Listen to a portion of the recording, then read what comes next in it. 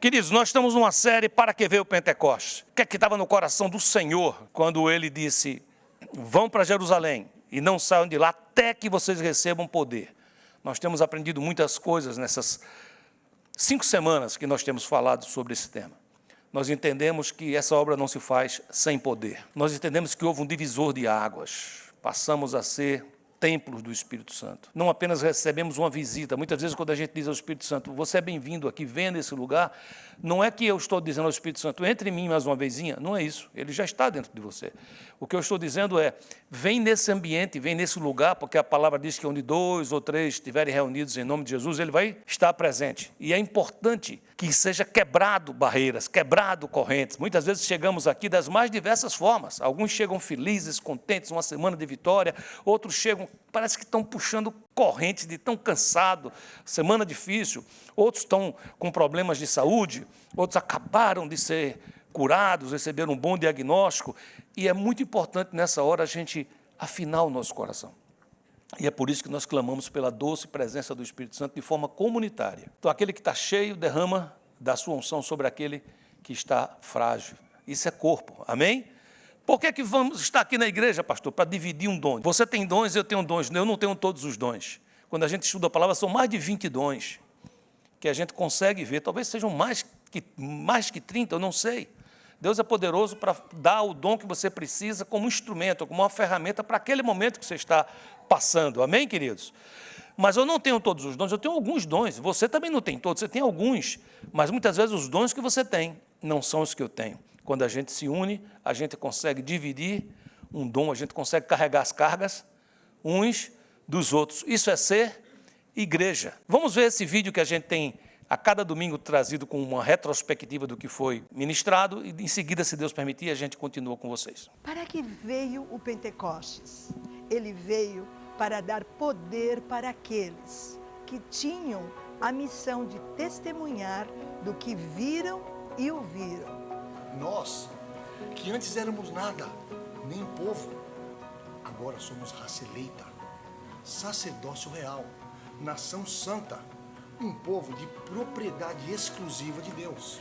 E com poder e atuação do Espírito Santo de Deus, Ele vem nos consolar. Ele é o Consolador. Ele nos assiste nas nossas fraquezas, nos momentos de lutas, de provas, quando não entendemos o processo de Deus, Ele nos consola. O Espírito Santo também é nosso intercessor. Ele intercede e nos ajuda nas nossas fraquezas. Este poder que o Espírito Santo nos dá para ser testemunhas também nos potencializa para o chamado de Deus para as nossas vidas. Nós fomos criados com uma missão. O Espírito Santo tem um chamado para você, para ser cumprido a começar na sua vida, na sua casa, nos seus relacionamentos, e não há limites. Esse chamado compreende 4 etapas. Ele te separa, capacita, envia e sustenta. Ele sempre estará com você. A voz poderosa do Senhor Jesus sustenta todo o universo, sustenta você. Você conhece o seu chamado, não fuja dele.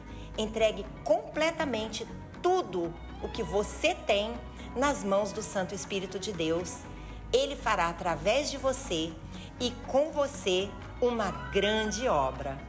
Quando a gente entende isso, e principalmente baseando na última palavra, que nós temos um chamado, e muitas vezes as pessoas dizem, mas qual é o meu chamado?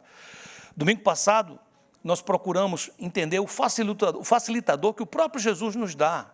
Ele diz, o seu chamado começa em Jerusalém. Não termina aí. Nós erramos muitas vezes porque passamos um período dizendo, eu não tenho chamado algum, isso é coisa para quem é pastor, e erramos às vezes quando nos emocionamos e dizemos, não, eu quero ir aos confins da terra. Então a gente pula etapas, queima etapas. E quando a gente faz isso, o que ocorre é que não vamos ter êxito.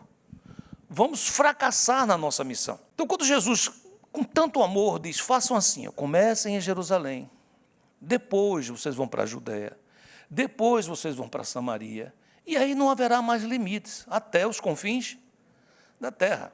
Eu, por exemplo, ainda acredito que a Terra é um globo, é uma Terra redonda. Não sei se você ainda acredita nisso.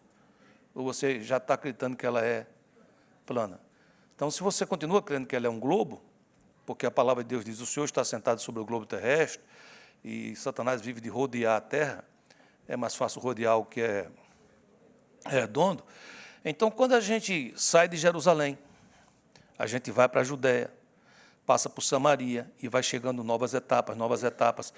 Quando a gente fala de confins da terra, é porque já deu uma volta completa. Voltou para onde? Para Jerusalém. Voltou para casa, gostei dessa palavra, voltou para casa. Exato, quando Samuel fazia lá o seu ciclo, a Bíblia diz que ele saía para várias cidades, julgando, e depois voltava para casa. Começa em casa e termina onde? Em casa. Então veja que facilitador tremendo. Eu tenho uma obra, eu tenho um chamado, mas eu não sei qual é o chamado. Começa em casa. Vai ampliando com os seus relacionamentos de trabalho. Nós temos uma obra que é comum a todos, que é o ministério da reconciliação. Você diz, como é que eu faço isso, pastor? Você vai contando o que Deus fez na sua vida. E você vai contando o que Deus está fazendo. Por isso que a Bíblia diz andar em novidade de vida. Ser cristão é alguém que tem uma vida dinâmica. Eu posso contar histórias que Cristo fez comigo há 40 anos atrás, há 30 anos atrás, há 20 anos atrás. Não tem problema nenhum. É bom, conte. Mas eu preciso ter algumas histórias mais recentes para contar. Se eu não tenho histórias recentes para contar, é que pode ser que tenha estagnado esse estado de experiência e de vivência com Deus. Me faça entender, sim ou não? Então, é preciso que nós entendamos isso. A vida cristã, ela é... Tem um pastor que foi um dos mentores que eu tive no seminário, que ele era muito engraçado, e ele dizia, olha, a vida cristã é como bicicleta, se parar, cai. Então, tem que estar sempre pedalando. No começo, quando ele falou aquilo, eu era jovem, eu digo, vou ficar cansado desse negócio aí, né? Mas eu descobri que Deus faz milagres, né? Ele faz com que ele renova o cansado, ele dá forças àquele que não tem nenhum vigor, não é verdade? E a gente não para, por causa da força do Espírito Santo. Tem vezes que eu não sei nem como é que eu estou caminhando, mas recebo uma força extra por causa do poder do Santo Espírito. Amém, queridos? Ele nunca disse que ia ser fácil. Alguma vez ele disse que ia ser fácil? Não vai ser fácil. Toda vez que uma pessoa quer endireitar a vida, ele vai ter oposição. Não sei se me faço entender. Quando alguém chega numa escola e vai cedendo a todo tipo de tentação, alguém oferece coisas para viciar e ele vai na onda, alguém oferece para quebrar regras e ele vai nessa regra, ele começa a ser da turma. Não sei se eu me faço entender bem. A oposição dele é a lei, são as autoridades. Mas aquele grupo ali o recebeu, ele se sente participante daquele grupo. Quando um elemento desse grupo se converte, e que ele chega para ele e fala assim, olha, fazer isso é errado, eu não quero fazer mais, ele vai sofrer o quê? Oposição, dificuldades, pessoas vão estar contra ele. Você lembra que nós temos contado até agora a parte vitoriosa da igreja. A igreja começa ali no Pentecostes, o Espírito Santo desce sobre a igreja, eles são batizados no Espírito Santo, eles são feitos templos, o Espírito Santo sela eles começam a ser do Senhor. Igreja Santa. Amém, queridos? E nesse processo já se converte 3.000 no primeiro dia. Depois mais 5.000 ou mais 2.000, que ficou 5.000. O fato é que eram milhares e milhares e milhares e milhares. E era uma coisa impressionante. A Bíblia diz que havia no meio deles poder. Havia prodígios, sinais, maravilhas e milagres. E eles ministravam a doutrina dos apóstolos. Era uma sã doutrina, uma doutrina livre do legalismo, do judaísmo, aquela coisa que prende, aquela coisa cheia de regra. Mas era uma doutrina que me levava a amar a Deus. E porque eu amo, quero ser santo. Não é porque tem uma regra, uma lista dizendo assim, não faça, não faça, não faça, mas é porque eu o amo e o seu caráter fica impregnado em mim, que eu quero ficar parecido com ele. E essa igreja vai voando baixo, o povo se convertendo. Caía na graça de todo o povo, amém, queridos? Mas começa a se levantar uma oposição ferrenha. Até que nós temos em Atos 5, eu não vou ler tudo, porque é muito versículo, mas eu vou ler uma parte. O Sinédrio meio que prende os apóstolos e os traz, como se fosse para um interrogatório ou até um juízo sumário. Então, em Atos 5, 27, disse assim, trouxeram-nos, apresentando-os ao Sinédrio, e o sumo sacerdote interrogou-os, dizendo, expressamente vos ordenamos que não ensinasseis nesse nome. Contudo, enchestes Jerusalém de vossa doutrina e quereis lançar sobre nós o sangue desse homem. Então Pedro e os demais apóstolos afirmaram: antes importa obedecer a Deus do que aos homens. Você vê aqui a diferença, sim ou não? Pedro, algumas semanas antes disso aqui, tremeu na base, negou a Cristo 3 vezes, não foi nem diante de autoridades, mas agora ele estava diante de autoridades, que tinham uma autoridade para prendê-lo, açoitá-lo, talvez até pior. E ele chega para esses homens e diz: importa obedecer antes a Deus do que aos homens. Por quê? Porque eles estavam descumprindo uma ordem. A ordem era: não falem mais nesse nome. Versículo 30. O Deus de nossos pais ressuscitou a Jesus, a quem vós matastes, pendurando no madeiro. Então, a acusação era: vocês estão querendo lançar o sangue desse homem contra nós? Não, não estou querendo, não. Vou repetir. Eu vou deixar isso bem claro. 31. Deus, porém, com a sua destra, o exaltou a príncipe e salvador, a fim de conceder a Israel o arrependimento e a remissão de pecados. Ora, nós somos testemunha desses fatos, e bem assim o Espírito Santo que Deus outorgou aos que lhe obedecem. Eles, porém, ouvindo, se enfureceram e queriam o quê? Matá-los. Mas levantando-se no sinédrio um fariseu chamado Gamaliel, mestre da lei, acatado por todo o povo, mandou retirar os homens por um pouco. Ficaram sozinhos para conversar entre eles. E lhes disse: israelitas, atentai bem no que ides fazer a estes homens. Porque antes destes dias se levantou Teudas, insinuando ser ele alguma coisa, ao qual se agregaram cerca de 400 homens. Mas ele foi morto, e todos quantos lhe prestavam obediência, foi o que aconteceu com os discípulos de Teudas, se dispersaram e deram em quê? Em nada. Depois desse, levantou-se Judas, o Galileu, não era o Judas Iscariotes, era Judas, o Galileu, nos dias do recenseamento, e levou muitos consigo. Também este pereceu, e todos quantos lhe obedeciam foram o quê? Dispersos. Agora vos digo, dai de mão a estes homens, deixai-os, porque se esse conselho ou esta obra vem de homens, perecerá. Ele está dizendo assim: Teudas morreu, o Judas Galileu morreu, e os seus discípulos o quê? Se dispersaram. Eles estão reclamando da morte de quem? De Jesus. Estão dizendo que nós matamos Jesus, e matamos mesmo.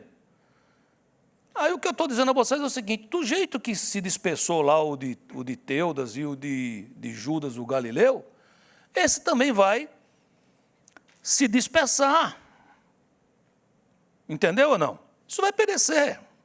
Só que na hora o Espírito Santo é tão tremendo que ele entra em Gamaliel e força Gamaliel a fazer essa declaração. Ele diz: mas, diga quem está do seu lado, diga: glória a Deus que tem o mais de Deus, diga. Porque às vezes o inimigo fala assim para você: ó, acabou, não tem mais jeito, não sei o quê, e parará. Aí os céus diz: mas, se é de Deus, não podereis destruí-los, para que não sejais porventura achados lutando contra Deus. E concordaram com ele. Chamando os apóstolos, com todo carinho, açoitaram-nos. Você sabe como é açoitar com carinho, não? É com dedicação. Açoitaram os apóstolos, gente. E ordenando-lhe que não falassem em o nome de Jesus, os soltaram. Isso aí já é motivo suficiente para desanimar muita gente. Já é motivo suficiente para a pessoa chegar para casa e falar assim: vamos acabar com isso, isso não está dando certo, não. Estou todo doído, levei lapada para todo lado, as costas estão cortadas, sangue saindo. Versículo 41. Eles se retiraram do sinédrio como? Regozijando-se por terem sido considerados dignos de sofrer afrontas por esse nome. Olha, você quer ser cheio do Espírito? Pense bem antes. Eu vou lhe perguntar agora, você quer ser cheio do Espírito, sim ou não? Sim. Então se prepara para você mudar a sua cabeça. Você vai gostar de coisas que antes você fugia. E você vai fugir de coisas que antes você gostava. É por isso que a Bíblia diz que o Evangelho é loucura. Aqui tem um grupo de homens que saíram de lá, saltitantes, pulando, dizendo, uau! Você viu o que aconteceu? Deus nos achou dignos de sofrer pelo Evangelho. Que coisa maravilhosa! Você acha que um homem natural faz isso? Eles estavam o quê? Cheios, transbordando pelos poros, por todo lado do Espírito Santo de Deus. O conselho era, a palavra era, a ordem era, calem a boca. Sim ou não?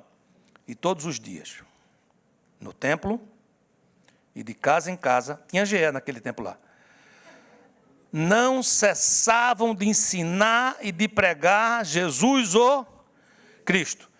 Amado, você tem uma obra, diga eu tenho uma obra.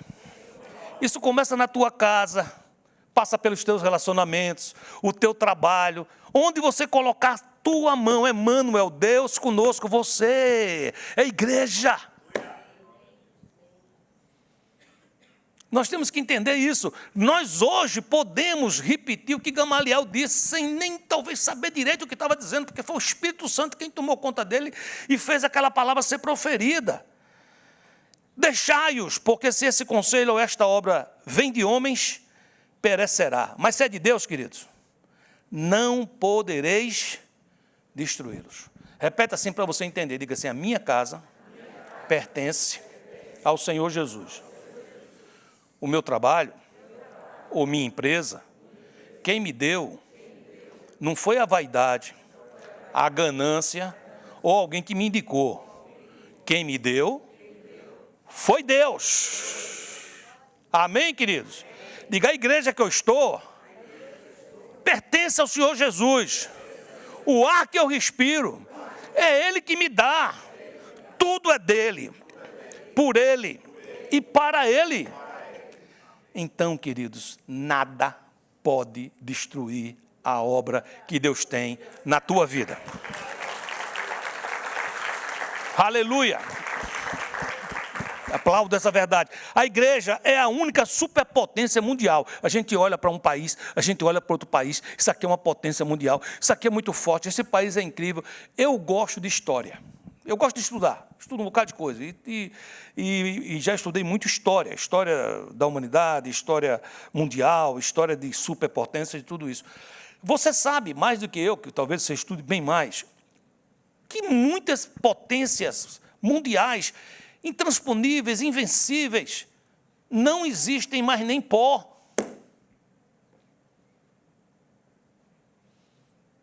Nós visitamos o Egito. Esse Egito que está aqui não tem nada, absolutamente nada a ver com aquele Egito, que era uma potência mundial, mandava e desmandava. O Império Babilônico, queridos, uau! Andava como se fosse um mar, um oceano, arrastando e levando o que queria. O Império Persa, o Império Romano, o Império Grego, onde estão? Onde estão? Tem nem pó. Nada. O orgulho dos faraós, dos quizares, dos césares, de tantos outros, estão enterrados, virado pó. Você é igreja, diga eu sou igreja. Você é a única superpotência mundial. A igreja tem passado por tudo. É perseguição, é luta, é pandemia, enfermidade, acusações, prisões, açoites, tudo o que você puder imaginar, a igreja já passou e passa. Muitas vezes, hoje em dia, a gente diz, meu Deus, nunca na história mundial a igreja foi tão perseguida. Já foi. Já foi. A Bíblia diz, olha, tem calma, vocês ainda não resistiram até o sangue. Paciência, vocês ainda não resistiram até o sangue. E disse isso àqueles que tiveram que resistir até o sangue. Então, nós estamos passando por um período dificílimo. E por que é dificílimo, pastor? Porque agora é mais meticuloso. É de uma periculosidade tremenda. Porque o inimigo, ele antigamente atacava, pegando a pessoa e colocando na prisão. E hoje ele faz diferente. Hoje ele vai lá na tua casa. E ele começa a incutir na cabeça dos teus filhos. Ele começa a incutir na tua cabeça. Você diz, como é que ele faz isso, pastor? Ele faz pelo filme que você assiste. Ele faz por aquilo que você acompanha. Ele faz por algo que você lê, pelas redes sociais, pela internet. Isso está dentro dos nossos lares, nossos filhos, nossos netos têm acesso a isso. Ele faz na escola, ele entra na escola e lá dentro ele não pede licença a você, ele ensina ao seu filho o que ele quer ensinar. De todo tipo de ideologia. É por isso que nós dizemos que essa guerra agora ela é feroz, e é mesmo. Por causa desse tipo de meticulosidade, que chega a ser uma coisa periculosa no sentido que é sutil. É como quem envia um vírus para dentro de algo e fica quieto, e deixa o vírus crescer. Até você olhar para o teu filho na adolescência e ele dizer, eu não creio em Deus. Eu não creio em Jesus. Você, mas como não crê? Eu te ensinei, você ia na igreja, você cantava, você orava, você participava disso, você participava daquilo, você se batizou. É porque sorrateiramente uma obra está sendo feita. E eu estou aqui hoje, em nome de Jesus, para nos alertar. Eu estou no meio disso. Nos alertar. Remir o tempo, porque os dias são maus. Desperta. Despertemos. Nós recebemos de Deus algo tremendo. Nós somos igreja, nada pode nos parar, nada pode nos deter. O que vier pela frente, crendo de um jeito, crendo de outro, o que vier pela frente agora, pandemia, guerras, perseguições, destruições, arrebatamento, tribulação, grande tribulação, milênio, ou não milênio, o que vier ou que deixar de vir, a única superpotência mundial que vai resistir a tudo isso, você sabe quem é? É a igreja. O resto virará pó. Porque é pó. Veio do pó e ao pó voltará. E por que é que eu vou resistir, pastor? Porque você tem o Espírito Santo de Deus dentro de você, que garante que naquele dia, esse seu tabernáculo que se corrompe, esse seu tabernáculo, seu corpo, que envelhece, naquele dia ele será revestido de glória e de uma semente incorruptível. Você receberá um corpo glorificado, tal qual Jesus recebeu. E nós viveremos para sempre com ele. Você crê? Diga amém. Amém.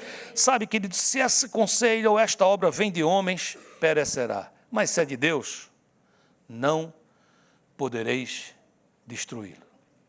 Diga assim, a minha casa vem de Deus. Ser igreja vem de Deus. Ser discípulo vem de Deus. Então nada, nem ninguém vai poder destruir. Em Mateus 16, 18, Jesus afirma isso, dizendo, também eu te digo que tu és Pedro, e sobre esta pedra edificarei a minha igreja, e as portas do inferno não prevalecerão contra ela. Temos promessas para a igreja. Em Apocalipse capítulo 3, versículo 7b e o versículo 8 diz, isto diz o que é santo, o que é verdadeiro, o que tem a chave de Davi, o que abre ninguém fecha, e fecha e ninguém abre. Eu sei as tuas obras. Eis que diante de ti pus uma porta escancarada, aberta, e ninguém a pode fechar. Tendo pouca força, guardaste a minha palavra e não negaste o meu nome. Ele não está dizendo assim, porque você é forte, porque você é inteligente, porque você é sábio, porque você é isso. Não, ele está falando assim, eu já sei que você é frágil. Você tem pouca força. E eu não estou pedindo a você que você seja isso ou aquilo. Eu estou só dizendo o seguinte, guarde a minha palavra e não negue o meu nome. Na minha casa, na porta, tem que estar escrito com letras garrafais, Jesus é Senhor. Você diz, eu fui lá no seu apartamento, não vi escrito isso não, mas é escrito dentro de mim, no meu dia a dia, no meu relacionamento com meus vizinhos, na minha caminhada. É isso que precisa de ver e de entender. Eu preciso de ter uma vida coerente com o que eu professo. Sabe, queridos, eu quero viver um tempo de Pentecostes, você não quer? Um tempo de cura, um tempo de prodígios, de milagres, um tempo de coisas tremendas. Paulo estava pregando aqui, às vezes eu prego aqui 45 minutos, 40 minutos, e eu digo, puxa, eu tenho que ter cuidado para não pregar 1 hora e meia, né? Paulo passou uma noite pregando. Pregação suave, deve ter sido umas 6 horas. E estava tão cheio que tinha um rapaz lá pendurado assim, como se fosse num mezanino ali, e o pobre dormiu. E ele caiu lá de cima. E sabe o que aconteceu? Morreu. Quebrou o pescoço. O pessoal ficou apavorado. Paulo disse, não, calma. Chegou lá, tocou no pescoço dele. O menino acordou, bonzinho. Você não quer esse poder? Eu quero esse poder. Você não quer esse poder? Você não quer ter o poder de chegar num casamento que está se acabando, e a gente fala, e a gente aconselha. Você não queria chegar lá e orar, e levantar, e aqueles demônios pularem fora? Eu quero isso. Eventualmente nós temos isso. Mas eu estou dizendo, eu quero isso como um modo de vida. Então, se nós queremos isso, queridos, para tomarmos posse das promessas que a igreja tem, precisa ser achado aqui nesse lugar, hoje, na Igreja de Cristo hoje, o que achamos na fundação da igreja. Isso também precisa ser achado. A mesma coisa que achamos na fundação. Quando nós perdemos a fundação, compreende o que eu estou dizendo? Nós fazemos um outro tipo de igreja. É como se os apóstolos pudessem ressuscitar aqui hoje e pudéssemos mostrar para eles, olha a obra que vocês fizeram. E a gente começar a mostrar toda pessoa que se diz cristã, independente de denominação, mostrar os prédios, mostrar os imóveis colossais, dizer, veja quanta riqueza os evangélicos têm hoje, como angariamos coisas, está vendo? São prédios, são tantas coisas, uns são de uma denominação, outros são de outros é de uma vertente, outro é de outro, mas veja, está espalhado dessa maneira tremenda. Quando vocês começaram, vocês não tinham esse poder financeiro todo, tinham? E era bem capaz dos apóstolos dizer a eles assim, não, a gente era bem pobre, a gente não tinha esse dinheiro não, mas nós tínhamos poder. Estamos nós dispostos a abrir mão de tantas coisas para ter poder? Para voltar ao fundamento. Você diz, o que é que se encontrava lá naquela igreja primitiva, pastor? Eles aprenderam a viver com popularidade e com oposição. Você é a igreja, você tem que aprender a receber aplauso e saber receber aplauso sem perder a cabeça, né? Porque às vezes a gente está meio assim, começa a receber elogio, começa a ganhar dinheiro, começa a ter poder, começa a poder fazer as coisas, aí a gente doida. Porque geralmente a pessoa com dinheiro e a pessoa com poder, ela fica bonita. Fica uma coisa linda. Minha sogra que diz muito isso, ela diz, esse menino casa tudo com os pescoço fino. Aí a mulher trata dele, ajeita ele, cuida dele, alimenta ele, ele vai crescendo, vai ficando bacana, aí vai trabalhando lá e tendo prosperidade, daqui a pouco é empresário, é isso, é aquilo, e tá bacana na foto.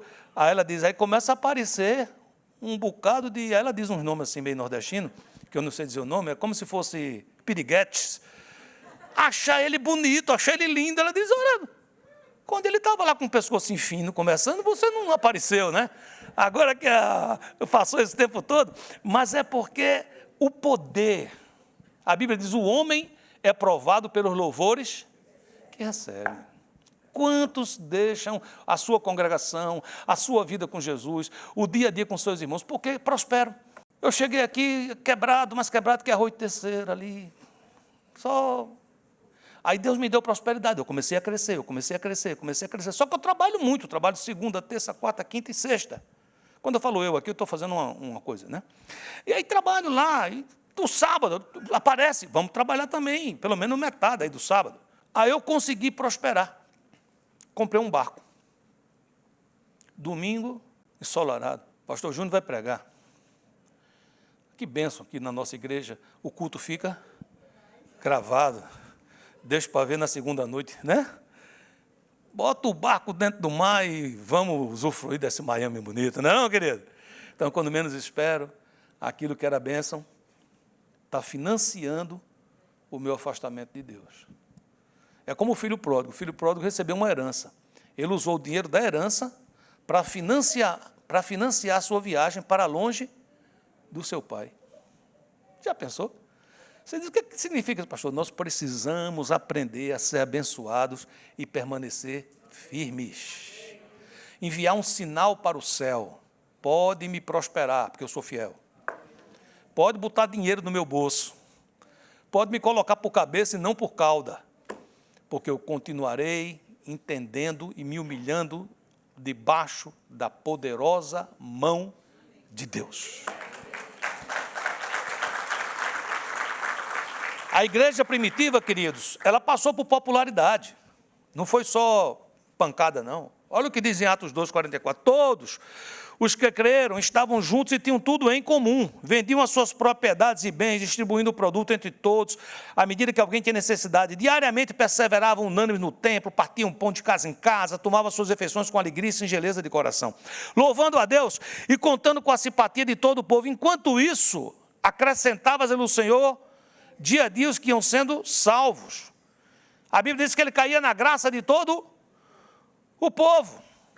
E você diz, mas pastor, o que é que a gente faz para a gente não ter essa popularidade? Vai ter que ter, faz parte. Você é luz. Jesus diz, vós sois, Mateus 5,14, vós sois a luz do mundo, não se pode esconder, não se pode esconder, não se pode esconder a cidade edificada sobre um monte. Não dá para esconder. Não dá para você fazer uma obra dessa, não dá para você ser cheio do Espírito Santo e passar despercebido. Vai acontecer. Alguém vai reconhecer. Alguém vai pedir para você orar. Alguém vai dizer, eu quero que você peça ao seu Deus por mim. Isso faz parte. Não é preciso ter medo disso.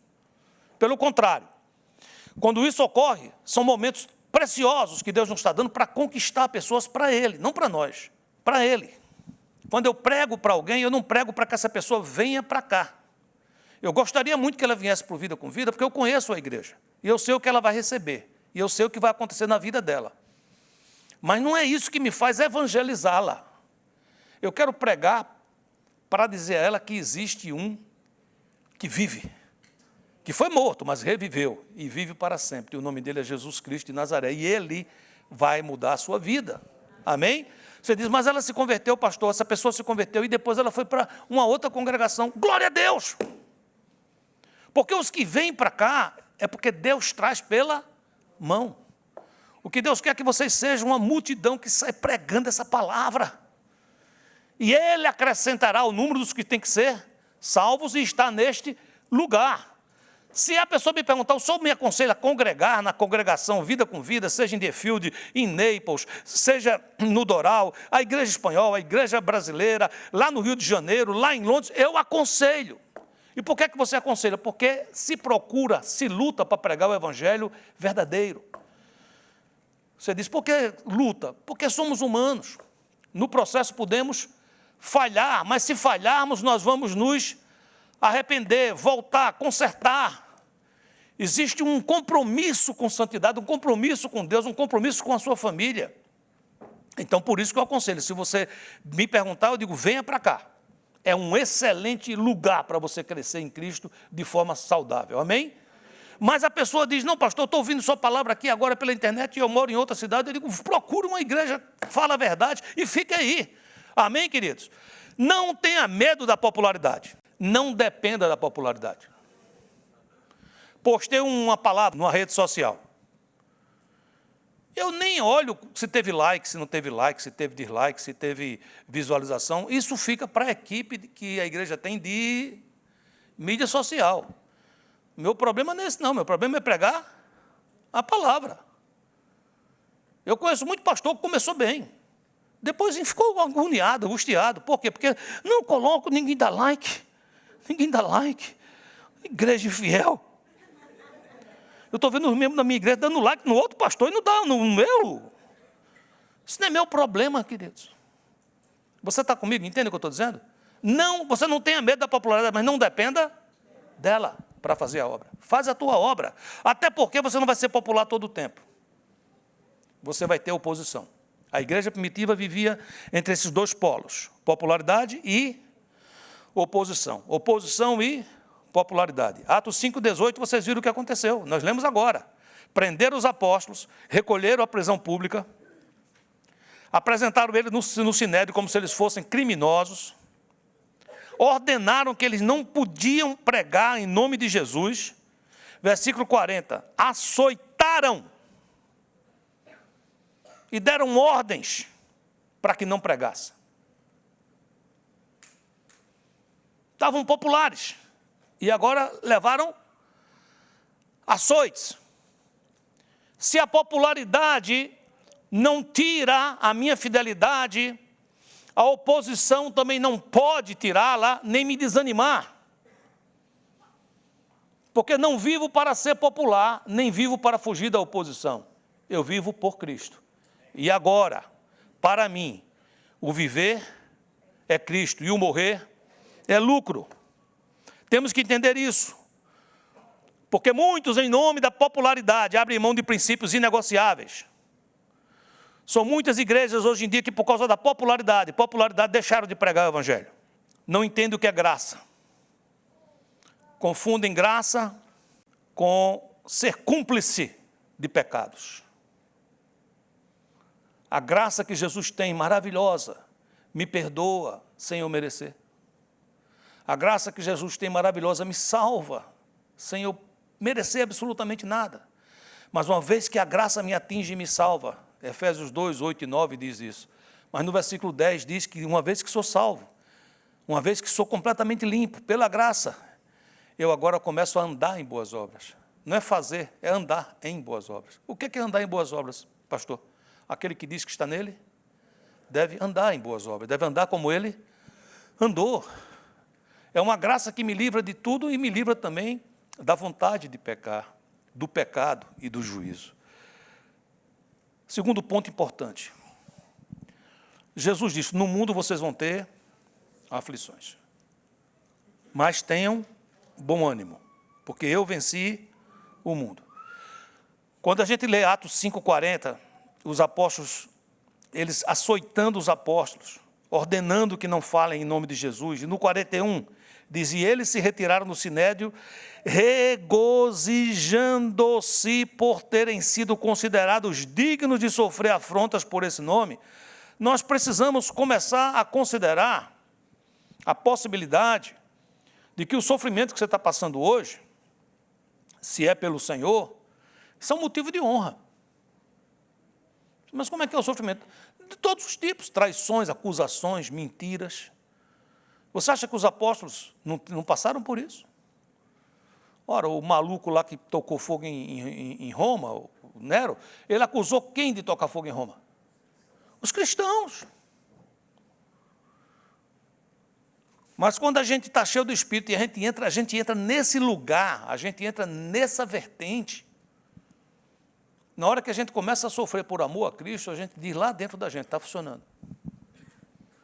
Porque eu estou importunando as trevas. Quem está no escuro fazendo coisas erradas não gosta quando alguém acende uma luz. Gosta? Não gosta. Não gosta. Você é luz. A princípio você vai incomodar, até que aquela pessoa possa ser tocada pelo Espírito e dizer, eu quero também a luz.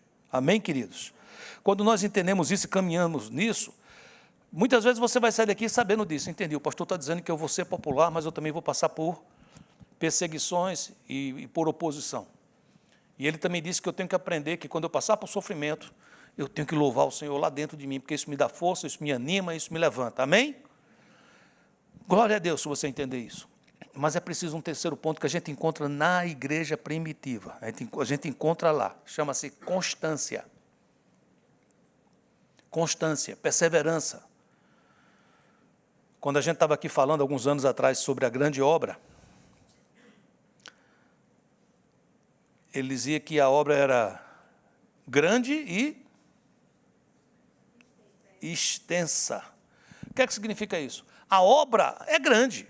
Levantar sua casa para ela ser uma extensão da igreja, você pensa que isso é fácil? É grande. Amém, queridos? Você ser uma luz, isso é uma obra grande, mas Deus já deu poder a você para fazer isso. Já tem graça derramada sobre a tua vida para que você faça isso. Você crê, diga amém. Mas uma coisa importante, a obra não é apenas grande, ela é extensa. Ou seja, vai demorar anos, até enquanto você estiver aqui na terra. Até o último dia da sua vida. E a palavra diz que aquele povo, o que ele estima era perseverança. Atos 5,42 diz, e todos os dias, no templo e de casa em casa, não cessavam de ensinar e de pregar Jesus, o Cristo. Ora, queridos, hoje em dia, muitos, negócio de todo dia falar de Jesus, deixa uma vez por semana. A gente vai lá no domingo, assiste, ou então eu vejo pela internet, uma vez por semana. Você diz, mas a gente não tem culto diário, pastor. A gente tem culto 24 horas por dia. Você é igreja. Quando nós terminarmos aqui esse momento, esse serviço, o culto não acaba. O culto continua. A igreja não fecha. Por que não fecha, pastor? Porque você não vai fechar. Vai sair daqui a igreja de Cristo aqui, poderosíssima, para influenciar bem esse momento que nós estamos vivendo. Amém, queridos? Quando você vê esse versículo, e todos os dias no templo, de casa em casa, não cessavam de ensinar e de pregar Jesus, o Cristo, isso quer dizer que eles tinham clareza na pregação. Nós precisamos ter uma pregação hoje em dia clara. Uma pregação que você entra por aquela porta, da hora que você entra, da hora que você sai, eu apenas digo, você é um campeão, você é lindo, você é linda, olha que coisa linda, olha que coisa maravilhosa, vai embora. Mas não deixe de dar sua oferta. Isso é claro para quê? Isso é uma sessão de autoajuda? É um trabalho de neurolinguística? Ora, é claro que nós não éramos nada. E ele nos fez povo seu, rebanho do seu pasto. Nos fez coisas maravilhosas, espetaculares, que nós antes nem sonhávamos com isso. Nós somos raça eleita, sacerdócio real, um povo de propriedade exclusiva de Deus. Isso tudo é verdade. Mas isso não é por causa de mim, não. Não, porque você é o espermatozoide vencedor. Não sou o espermatozoide vencedor, não. Eu sou o espermatozoide que fecundou aquele óvulo porque Deus disse, é você. Deus me escolheu, Deus escolheu você. E Ele fez isso porque Ele tem uma obra para você e tem uma obra para mim. A pregação era muito clara. Eles pregavam Jesus o Cristo. O que significa Jesus o Cristo? Jesus o Messias. Eles estavam falando claramente. Vocês estão esperando o Messias? Ele chegou. Ele veio. Ele morreu. Mas ele venceu a morte, ele ressuscitou e ele está sentado à destra do Pai. E ele enviou o Espírito Santo que está conosco. E vive em nós. E nós estamos esperando o grande dia, quando ele reinará para sempre. Amém, queridos? Quando entendemos essas coisas, nós vamos ver que essa pregação ela era tão clara, mas tão clara, que não deixava dúvidas do que era que tinha que falar. Hoje em dia, meus queridos, a igreja precisa aclarar a sua pregação. Às vezes é pensamento positivo, às vezes é prosperidade, ou às vezes é uma ode ao sofrimento, tem que sofrer, tem que chorar. Às vezes é neurolinguística. Você diz, como é que é então isso, pastor? Queridos, isso é um pacote. Na vida do cristão tem tudo isso. A Bíblia diz que aquele que serve ao Senhor, na sua casa há prosperidade e riqueza. Amém? Mas também diz, se você tiver com o que comer, com o que se vestir, fique contente com isso, seja com isso satisfeito. O apóstolo Paulo disse, olha, eu aprendi todas essas vertentes. Eu aprendi a viver contente em toda e qualquer situação. Eu sei estar cheio da grana, cheio do dinheiro. Mas eu também sei estar com dinheiro curto. Eu sei ficar livre e pregar o Evangelho. Eu também aprendi a ser preso injustamente e lá dentro daquela prisão fétida, eu pregar Jesus e converter pessoas ali dentro. Eu aprendi em toda e qualquer adversidade ou todo e qualquer momento de alegria estar contente. Contentamento é diferente de alegria. É um sentimento de satisfação interior que enche o meu vazio interior, que preenche esse buraco que tem dentro de você, dentro de mim, de todo ser humano. Esse vazio que só é preenchido com a presença de Deus, que traz esse contentamento.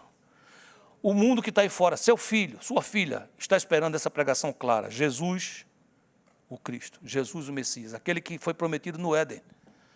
Aquele que disse à mulher, disse, é verdade. É verdade. A serpente mordeu o calcanhar da mulher. Mas a semente da mulher pisará a cabeça da serpente. Nossa casa precisa dessa pregação clara, nossos filhos, nossos amigos, essa pregação de um Cristo que salva de verdade. E quando Ele salva, não é apenas para eu ir para o céu. Ele salva para que eu vá para o céu um dia, para estar sempre com Ele, mas esse sempre com Ele começa quando? Agora. E uma vez que Ele salva meu espírito, Ele começa a salvar minha alma. A alma é um processo, o espírito é automático. Aquele que está em Cristo é nova criatura. Amém, queridos? Mas a alma, ela precisa de ser desenvolvida a salvação com temor e tremor. É uma mudança de caráter, mudança de sentimentos, os traumas, os medos, aquelas janelas que abrem, janelas assassinas, que quando abrem, eu estou vivendo uma situação e eu começo a comparar com uma que eu já vivi, e aquela janela abre, e quando ela abre, vem toda espécie de sentimento complicado, ruim. É a alma que precisa, nesse momento, desesperadamente da ação do Espírito Santo de Deus. Há uma promessa para você, você quer? Atos 9:31. A igreja, na verdade.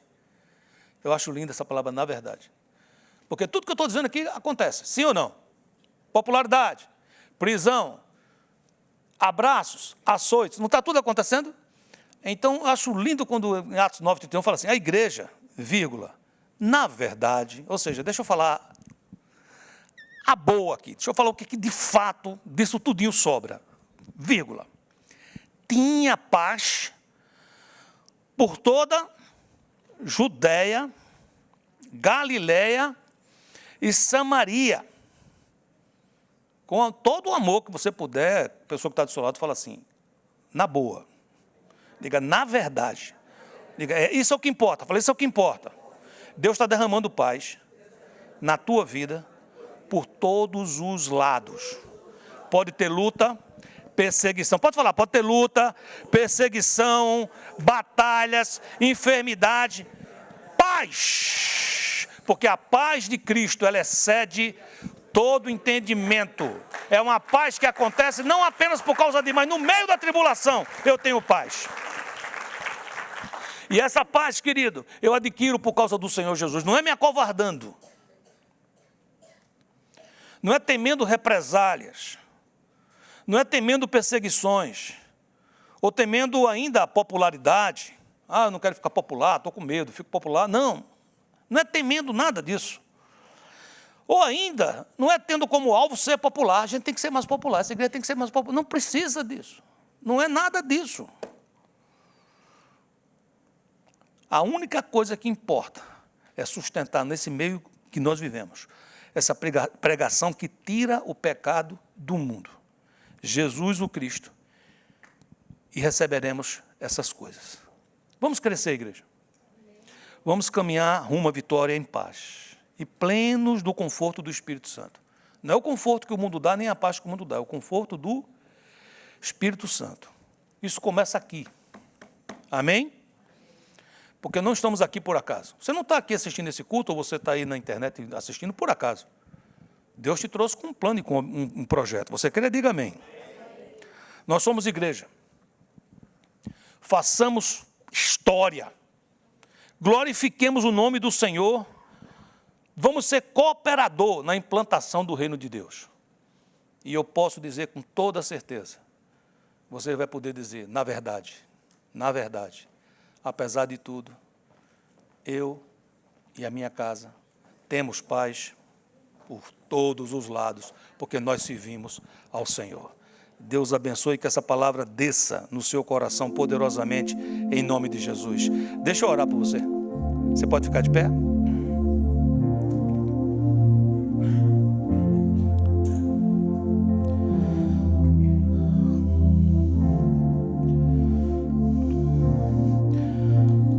Você chegou aqui hoje, e quando você ouve essas palavras, que Deus tem uma obra através de você, talvez você receba com tanta alegria, mas talvez você ouça vozes interiores dizendo: não, eu acho que não é através de mim.